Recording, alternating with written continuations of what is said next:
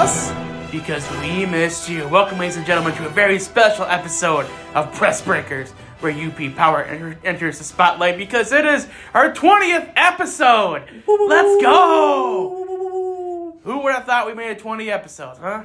Hey, not me. Not me either. So as you can tell, folks, I am your host, the big dog, Mitch Vosburg, sports editor here for Daily Press, and joining me, he's back.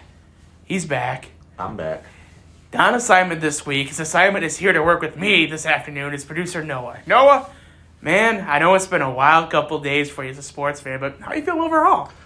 Well, I'm glad to be back in the booth. I'll tell you that much. But yes, a lot going on in terms of my teams, football and baseball. Yeah, so we'll get to that. Just a quick FYI, two things. First of all, not much local talk today. We do have a special episode of Doghouse Conversations dropping on Saturday, the second edition of Doghouse Conversations.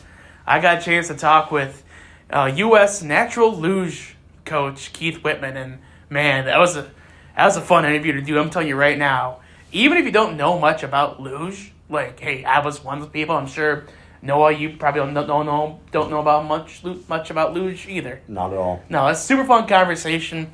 The dude's degrees were in Olympic history.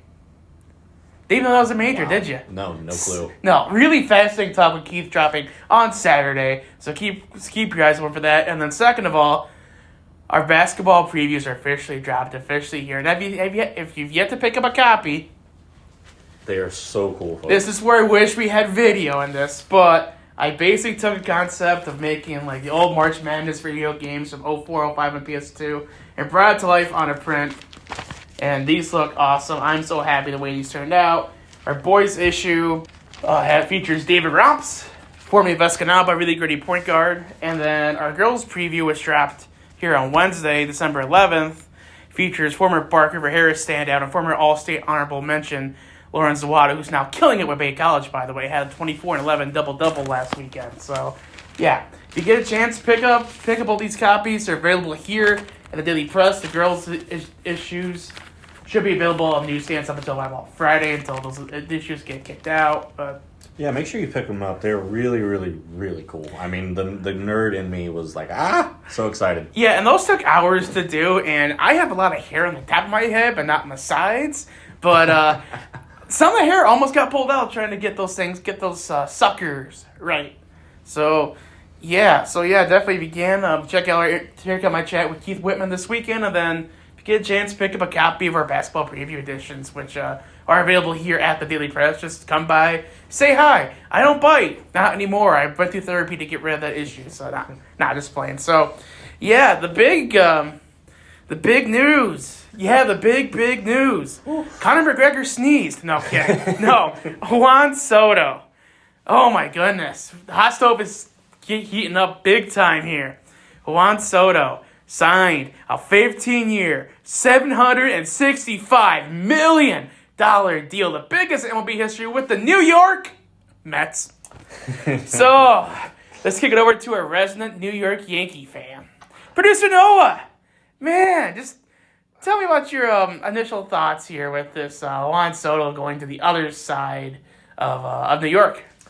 You know, I'm still a little shocked. We knew Juan Soto was going to get a large deal. We knew it was going to be either one of the New York teams, and Boston was in the mix, and somehow Toronto was in the mix as well. But I did not think, Shohei got his deal for $700 million. Yeah. I didn't think anybody was going to be breaking that anytime soon. I was the same way.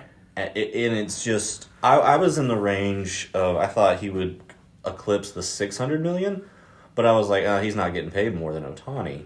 But come on, man, to be honest, it sucks, if you're playing against the Mets, it sucks. But what's interesting to me, and we talked a little bit about this off air, is the Yankees' offer was 16 years, $760 million. Mm-hmm. So he got an additional year, $5 million less, playing in the same city. And, Big Dog, I would argue that the Yankees are more established and they're closer to winning a World Series than the Mets are.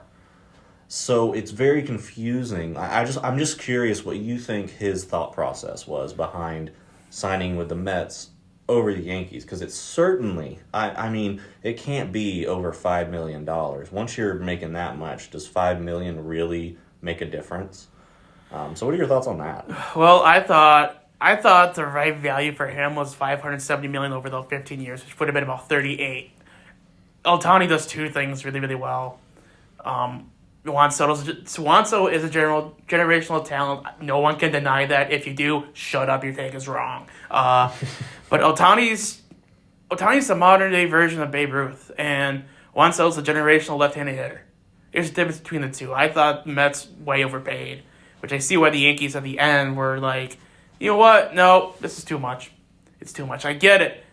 Generational talent, a lefty that was like a perfect mesh for Judge.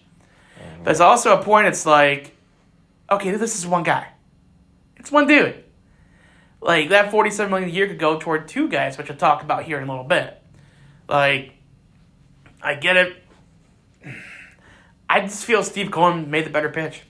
Flat out. I just felt like the Mets, I mean, Soto knew what he was going to expect from the Yankees. And Steve Cohen, the owner of the Mets, who apparently has money for days somehow, hey, Steve, that's just doing loan debt. Let's talk, man. Let's talk things out.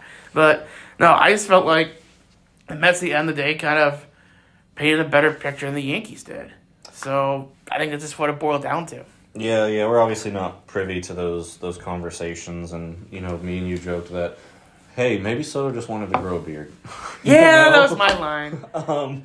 But it's perplexing, and as a Yankees fan, when I first saw the news, I was of course upset, and of course I want him playing for the Yankees. But hey, I mean, now you're not attached to 15 years, and come 7 years into that deal, who knows what Juan Soto will be like? Yeah, we talked about this too yesterday. By the time Juan Soto's contract is up, the Mets will owe Bobby Bonilla for 4 more years.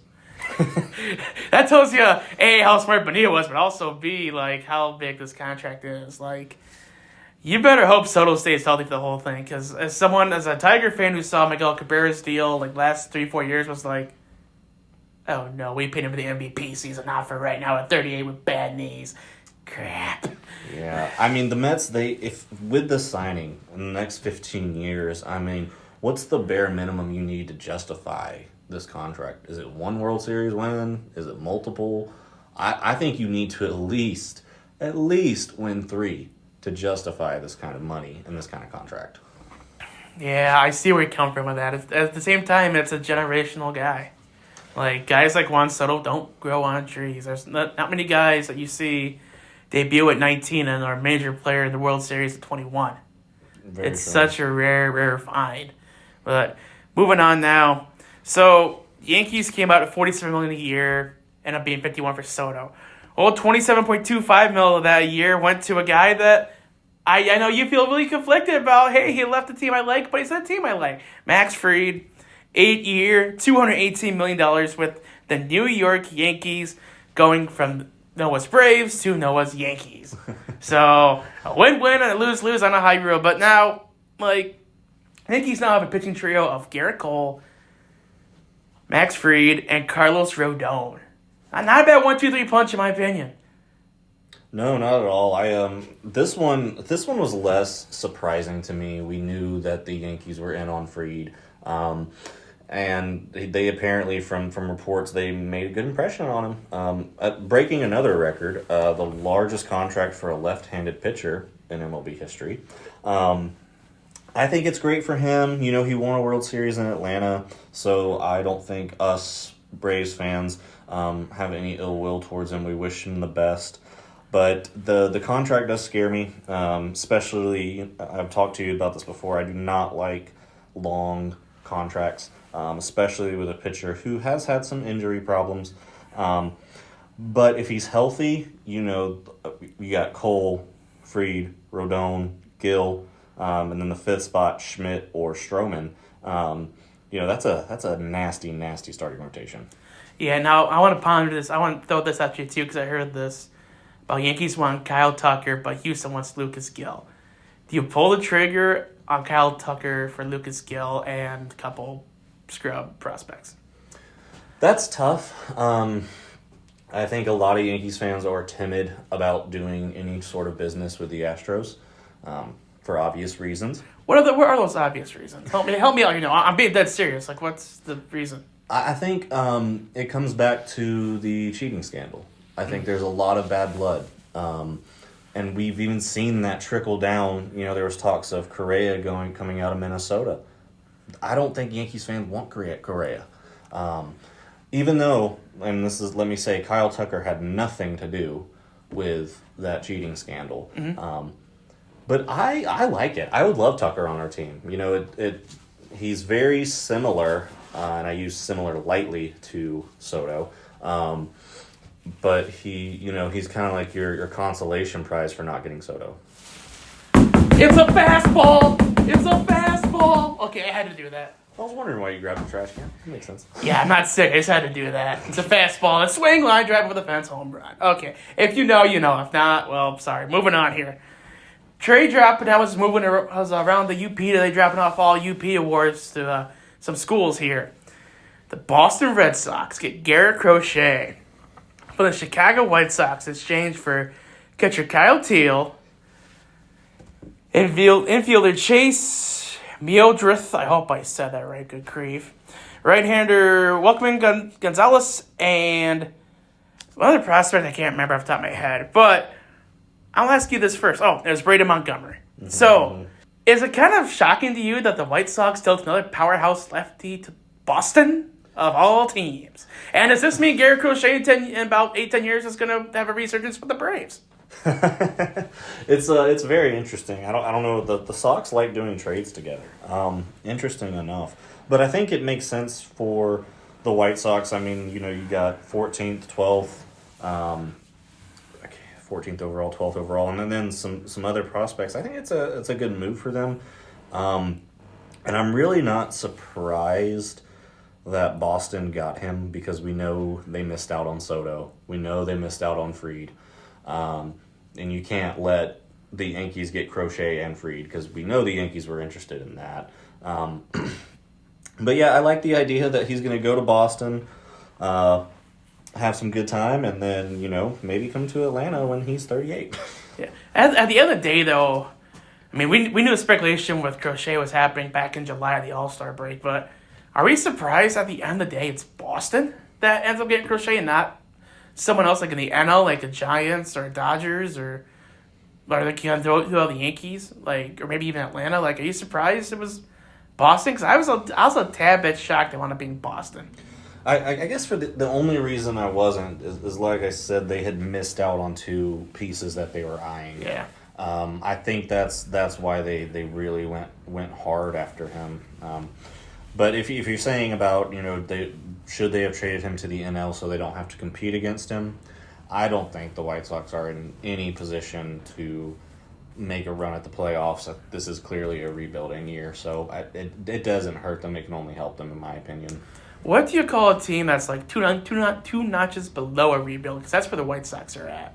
Pit of misery? Pit of misery. Yep. White Sox in the pit of misery. All right, so my Tigers made a move. Producer Noah, break it down. I'll give my thoughts. Yeah, they got him. Got Alex Cobb. Got the vet. 1-year deal, $15 million. I think that's a pretty solid move, because really you're honestly your only pitcher was Skubal. Excuse me. So I think it's a good complimentary piece. But what do you think? Well, for me, it doesn't really move the needle. Right. But I don't see. But there's only a handful of moves I could see where they move the needle. But it does fit a need for the Tigers. I needed one more starter at the very minimum. This tells me that Flaherty's price was too much. I mean, I would love to have Jack Flaherty back, but I mean, the prospect calling up the Dodgers made sense. Now you look at a rotation possibly of, okay, you have Skubal, you have Cobb. You got Carter Montero as a potential option. You still got Casey Mize. Got to figure out what's going to happen with him. You still got Matt Manning up in the farm system you want to figure out. You still got guys like Ty Madden, Jackson Jobe coming up through AAA. So Cobb makes sense because it's just a solid rotational piece. Again, you don't need this world beater out right now. The past couple of years, they've kind of lucked out with vets signing one-year deals, getting dealt at the deadline, and then getting the bag later on. We saw it in 23 with Michael Lorenzen, really helped out the Phillies. I mean, he threw a no-hitter. Like, his first or second start with the Phillies, that made me cry. And then, obviously, we saw with Jack Flaherty what he did to help the Dodgers win a World Series. But the Tigers got starting the shortstop and a pretty good switch-hitting catcher/first base prospect down the line. Cobb, again, he just fills a need. I mean, that's just the biggest thing. The Tigers are going to stay patient to this thing, which I know some fans are really not happy about. As my high school history teacher, Mrs. Murphy, would say, they're going all kittywampus, but which makes sense, the Motor City Kitties. But, it fills a need for the Tigers. Yeah, I like what you said about the 1-year deal because obviously, you're rooting for the Tigers to be back in it. But if for some reason, they're not, or it could be a Flaherty situation and Cobb's having a year, you deal them and you get some pretty good prospects back. Yeah, I will say too. I know Skubal's first extension offer was not really competitive. I think with Fried's offer now, that number 27.25, there's a launching point for an extension. Skubal's going to be north. I'm going to call it now. They're going to agree on something north of 30. It's going to be, I think, around the 8-year mark. But if I can do math really fast, I bet you it's 8-year, about $255 million. That'd be my guess with Skubal's extension. When it's going to hit, I bet it'll happen at the end of next season. I think next offseason is going to happen, actually, because, he got Cy Young this year, but, I think Detroit wants to see, that consistent performance. Which, honestly, in my opinion, that's fair. You want to see it consistently. Which he's doesn't but gone up. I just want to, probably best is just let him get one more year at the top, and then, okay, 8-year, $255 million, we're good. Yeah, we got you. We'll take care of you. We'll build around you. Yeah, the sooner you can do that, the better. Before the powerhouses of Boston, New York, and Los Angeles come sniffing around. I have the sniffles. Sorry. Well, Big Dog, that is our hot stove for today, and I love seeing all these deals come out. Before we move on, let me ask you one. Yes. What do you think the next move is? As we're talking right here, 4:23 on Wednesday, December 11th. What's the next move? This was part of my big three questions, but I'll throw it in now. Christian Walker to the Yankees. They got to make a move. They got to get a bat. Okay. I like that. I'll throw a hot one at you. Alex Bregman goes to the Red Sox. Red Sox kick Devers to first. Ooh. Huh. Yeah. I know Houston wants to keep him, but that's interesting. Yeah, and also, though, too, I also want a lot of things in life. We can always get what we want, right? The Rolling Stones had a huge song about it. You can't always get what you want. Insert Strom here. Anyway, but yeah. So. But you might just get what you need. This is true. We click so well. I love that. But before we move on to the next segment, we got to thank our sponsors, right, Noah? That's right. We got to thank the wonderful folks at Pioneer TV and Appliance. Folks, we're getting to the nitty-gritty great sports seasons here. We're talking about college football playoff coming around now. We're talking the NFL getting out the last 4 weeks of regular season. NHL, NBA is starting to heat up. The NBA Cup is on right now. Where do you need to go to help create your ultimate game day experience at home? You ain't going to Best Buy. Heck, I don't even think it's a Best Buy in the UP. But also, there's only one place you got to go, and it's local. You got to go to Pioneer TV and Appliance. Everything you need for the ultimate game day experience is in one place, and that's Canalba. And it's Pioneer TV and Appliance. Don't trust any John Schmo or Jane Doe. Don't trust any so-called expert. Trust your neighborhood experts at Pioneer TV and Appliance. Located at 1116 Langton Street in beautiful, scenic, and totally warm and just vivacious summer weather right now. Escanaba. Thank you, Pioneer, for sponsoring this episode and many episodes. Shop local, folks. Yes. Shop local. Shop local. It's the holiday season. Support local. All right, and that will take us into Big Dogs, Big Five Bets. All right, game one. Lay it down for me. Yeah. Not my hat, the picks. Sorry. Okay, so game one. So the Chicago Bears, it's been interesting this season, to say the least. Do you take a timeout? Why does your special team stink? That sort of thing. Now they're 7-point road dogs at Minnesota. Yeah, Chicago's 0-3 against NFC North teams, by the way. But they've lost those 3 games by a combined 7 points. That's this many. I could put it on both my hands as a really slim margin. So now you're trying to tell me that they're 7-point dogs? Just for that reason alone, I don't buy it. This Minnesota win? Yeah. But them trying to cover a 7-point spread? I get it. They did it against Atlanta last week, so be it. Cool. That's impressive. You want a cookie or a small parade? It's different when you're in the division. Vikings win 26-23. Yeah, Sam Darnold, my goodness. What he did to Atlanta. Whew. I obviously am going to take the Vikings here too, even though I disagree, or I like to disagree with you as much as possible. I'm going to say the Vikings do win here, but I think they cover. I think they're going to win 30-20. All right, so you're saying you like to disagree with me when we can. Yes. Well, this next game we're all going to have a chance. Okay. Game 2. So I'm not as much bad talking the Falcons right now as much as I am bringing up the fact that there's 2 quarterbacks in the NFL that are north of 35 years old. They're coming off Achilles surgeries and are nowhere near the same form as they have been. That can't be argued. Since Week 10, last 4 games, Kirk Cousins has 0 touchdowns and 8 interceptions. I don't like that. No one likes that. You like that? No, you don't. And also, you're up against Desmond Ridder, maybe a revenge game, which is weird to think. But so odd. Yeah, this is gonna be an ugly game. I really wish this would have got flexed out Monday night for something better, but hey, so be it. Because they're home, and Max Crosby is gonna be the best defensive player in the field for either team.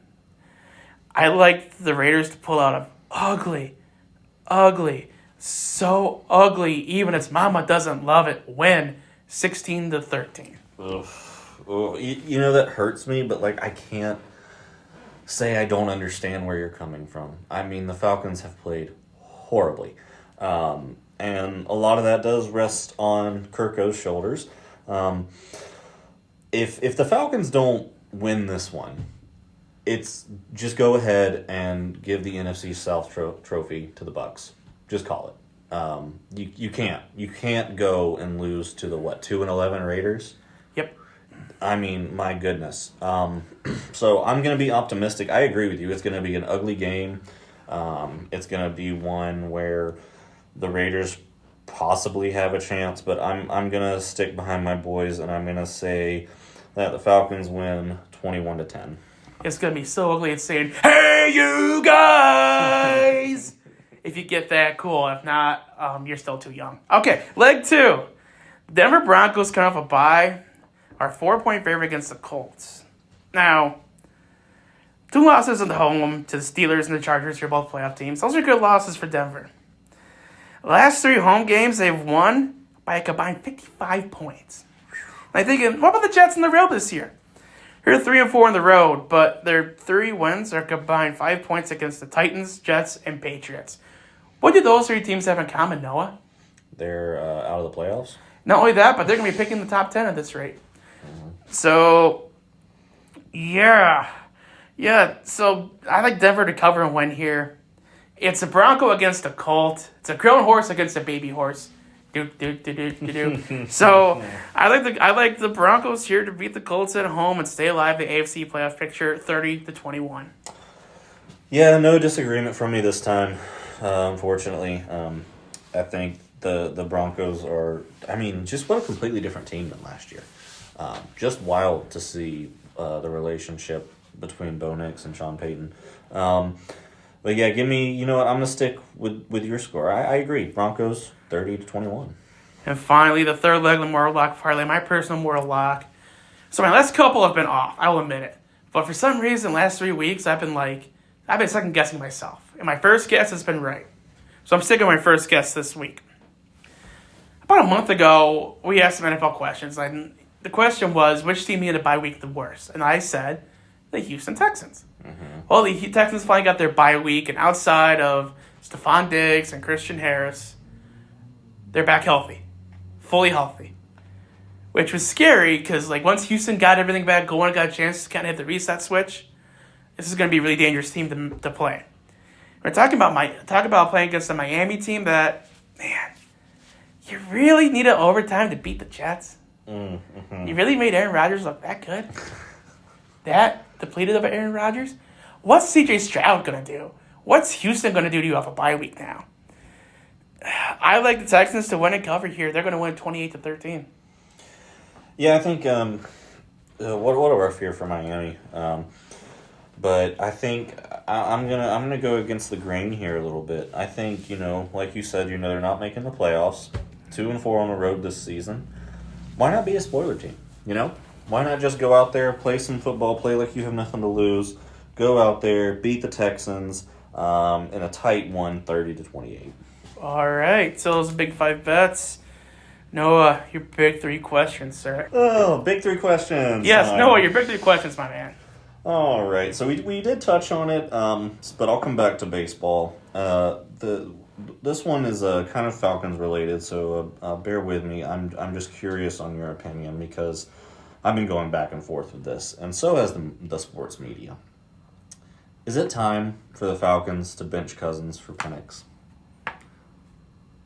I'd say no. I say let him finish that red shirt year. I'm being totally honest with you. I mean, what's the worst case scenario? You guys finish 6-11, 7-10 again. You finally get the edge rusher you need. Then you bring Penix as a starter next season. Yeah, I'm inclined to agree with you. I think just like you said, let him finish this first season out. I don't know how much validity there is to it, but there have been talks that the Falcons are looking to shop Kirk Cousins, which again is surprising back when he signed that 4-year, $100 million guaranteed.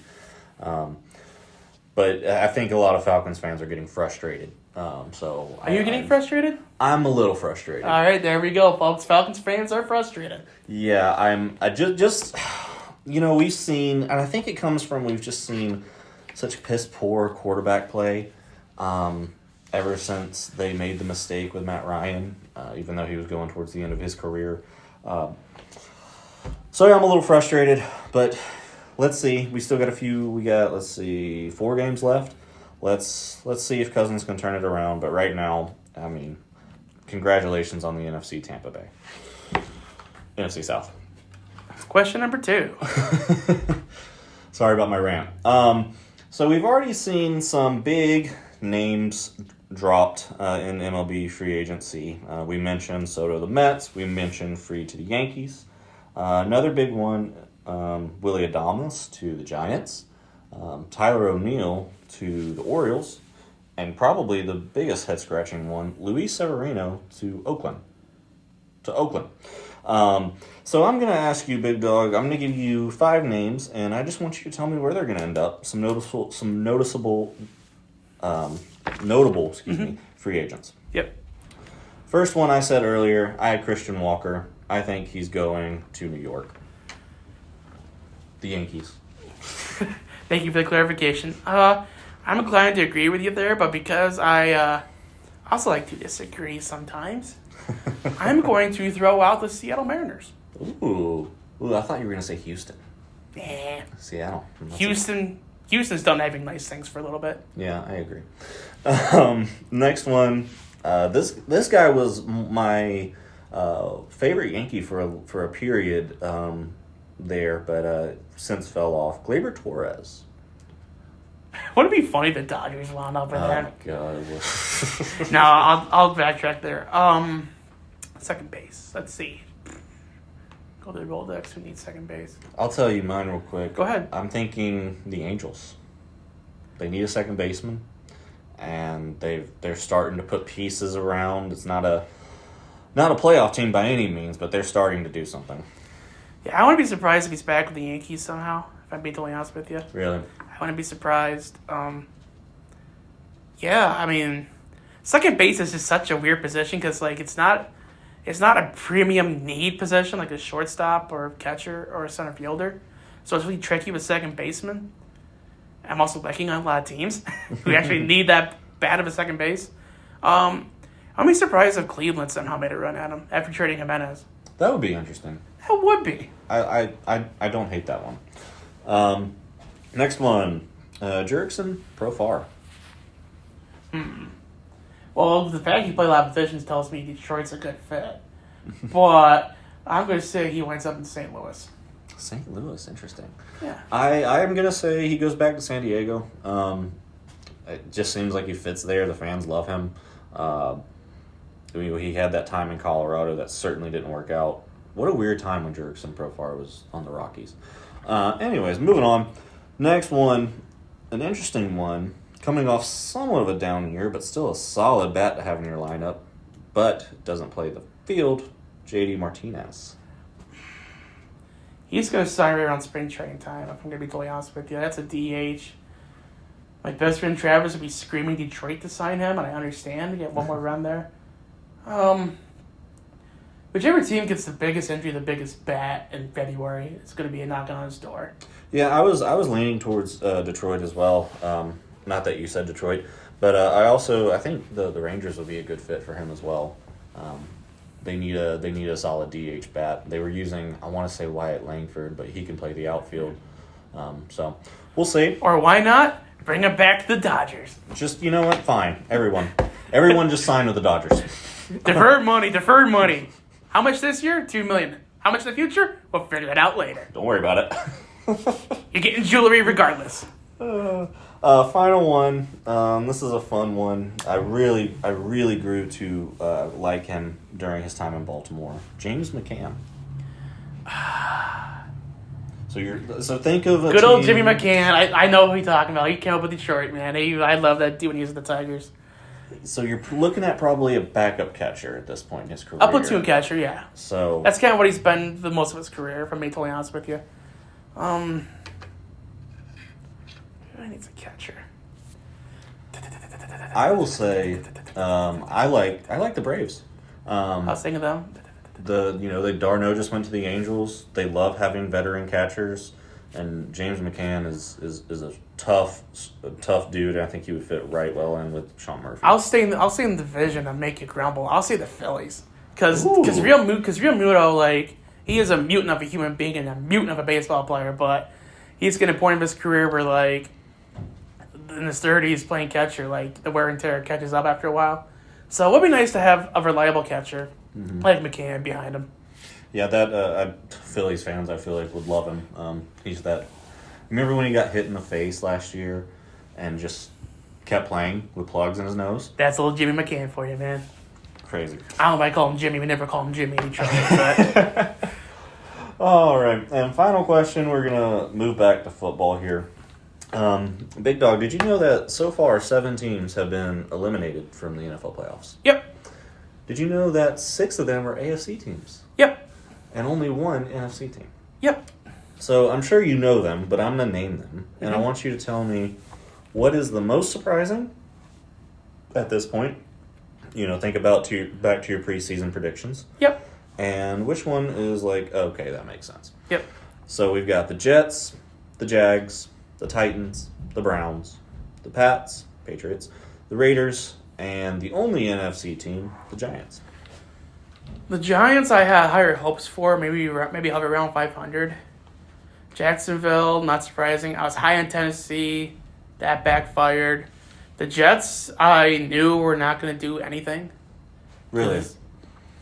What made you think they were going to do anything? Like, let's be honest. There's no chemistry with that team. The quarterback, that was my only indication, was Aaron Rodgers was going to go out and ball out. Okay. Well, we saw that last year at Green Bay. He was starting to lose a bit of his edge. I mean, his last pass as a Packer player was to Kirby Joseph, and he's a DB for the Lions, not a receiver for the Packers. Just throwing that out there. But, no, nothing about that Jets team made me feel like they were playoff worthy, especially in that division, the way the AFC was coming up this year. Everybody else, yeah, not surprised. Yeah, I'd say the only one that particularly, looking at these names again, like, it just makes sense. I was hoping the Jags would be better, and I was with you. I thought the Titans could have won their division at the beginning of the year. Yeah. Clearly we were wrong. Then week 1 happened and we realized, oh, no, we were so wrong. Yeah, but that, Big Dog, is Noah's big 3 questions. All right, so before you sign off, I got to ask, the college football playoff. Your Georgia Bulldogs got the 2 seed. How you feeling? What a weird year for Georgia. Just, they almost lost to Tech. Texas almost beat them in the SEC championship. Heck of a close game. To be completely frank and honest with you, Big Dog, I have never been too high on the Georgia Bulldogs. Okay. As you all know, I grew up in southeast of Atlanta. Grew up with a ton of Bulldogs fans, and they kind of made me sour on them. No hate to the school or the organization, but whew, Bulldog fans are something else. Yeah, so this 12-team field I'm excited for.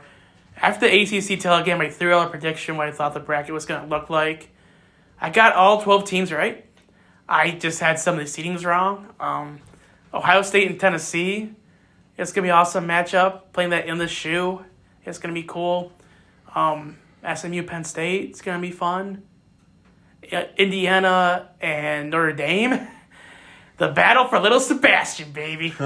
If you don't know what I mean, you better watch Parks and Rec, and you better watch it fast, because it's a battle of Indiana, which was kind of funny, because I think it was Tone Diggs and Pat McAfee showed it, tickets for the other 3 playoff games were just basic $200, $300, $400, kind of what you expect, right?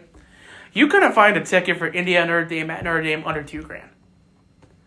I mean, all you need is basically Purdue to step in and be the special guest referee, and then have Larry Bird in one corner and whoever else you want in the other corner from Indiana, because that's all I can think of right now. Maybe Reggie Miller in the other, or Roy Hibbert in the other corner. So, but now it's Battle of Indiana's going to be fun. I'm excited for the playoff too. The only thing I'm really bummed about, because I know they tried hard with to get the home field advantages, to get the home crowds in it, right? Mm-hmm. This dawned on me on Sunday. How many college students are going to be gone because of the semester being over, go home for Christmas? That's a really good point. Because it's going to kill the vibe a little bit. Because a whiteout in Penn State in October at night, I don't care what team you are, you want no part of that. Right. But get that and get there before Christmas, probably graduation day. You have most of your students gone, either at home for Christmas or flunked out at that point, some kids probably are. But no, it's going to be a weird feeling. I feel it's not going to be quite the same environment as it could be. But no, did you agree with the 12? Yeah, I think so. Seeding, maybe I could pick and nitpick a little bit. Yeah. But yeah, I would agree. I think they got it right. Yeah, which I'll ask you this too, then we'll finish it off.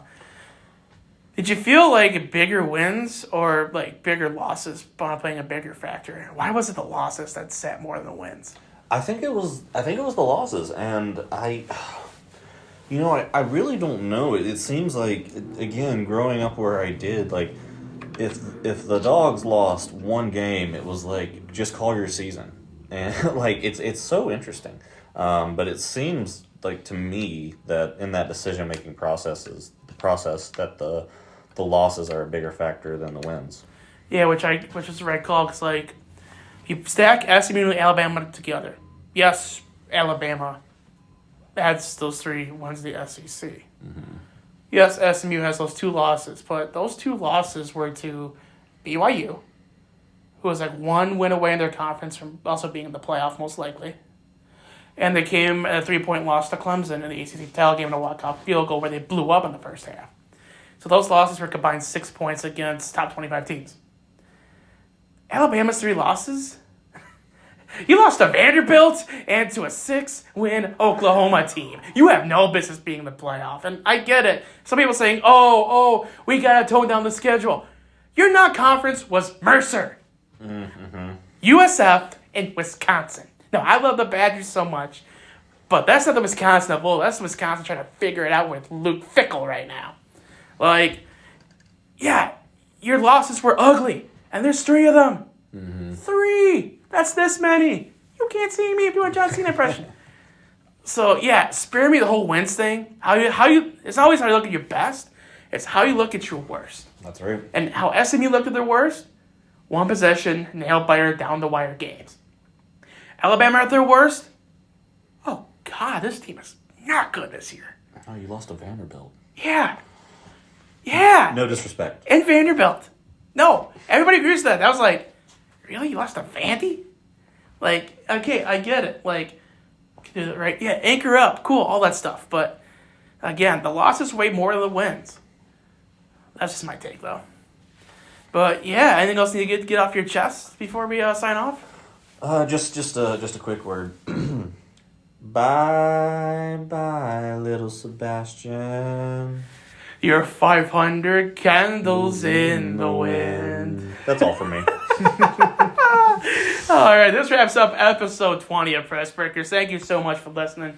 And again, if you're listening on YouTube, like 85% of you aren't subscribed. I'll come to your house. And be super nice and friendly and give hugs and cookies. And sign autographs and give a photo. Exactly.